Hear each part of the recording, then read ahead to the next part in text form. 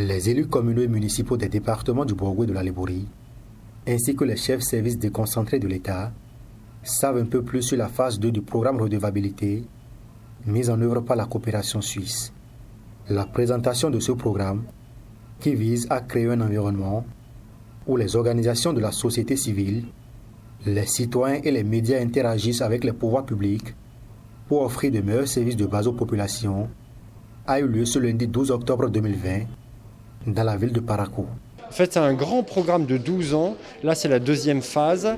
Et c'est un projet qui a 4 grands objectifs. Un, c'est travailler justement, faire en sorte que la société civile, mais aussi les communes, etc., fassent la demande d'une redevabilité. Il faut aussi que les médias puissent jouer ce rôle-là, puissent demander s'il y a des choses qu'on ne comprend pas, que la demande elle soit faite. L'offre, là, c'est plutôt du côté de l'État, du côté des conseils municipaux, etc.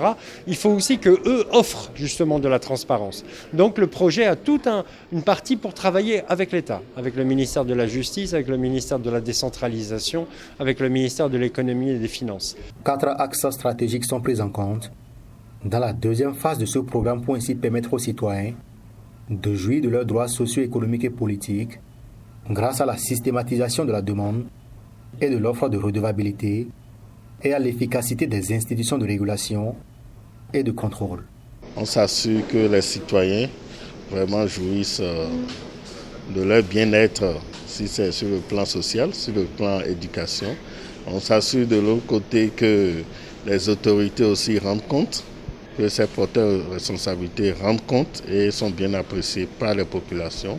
Et de l'autre côté, on a les institutions de régulation et de contrôle, notamment le Parlement, la justice, les médias, qui arrivent à réguler, à s'assurer que tout se passe bien et à pouvoir dire ça c'est bon, ça c'est pas bon.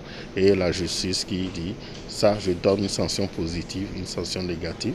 Et après maintenant, nous avons le dernier axe qui est un axe transversal. On ne peut pas aller parler de redevabilité avec les OSC si les OSC même ne regardent pas leur gouvernance interne, leur redevabilité interne. Donc le dernier axe va s'occuper de ce que les ONG aussi améliorent leur gouvernance interne avant d'aller interpeller les porteurs de responsabilité. Des participants à cet atelier saluent cette initiative et émettent des attentes. La coopération suisse, par la seconde phase, est en train de mettre en place des stratégies pour que désormais chacun puisse savoir que tout ce qu'il fait de l'argent du contribuable, il doit rendre compte.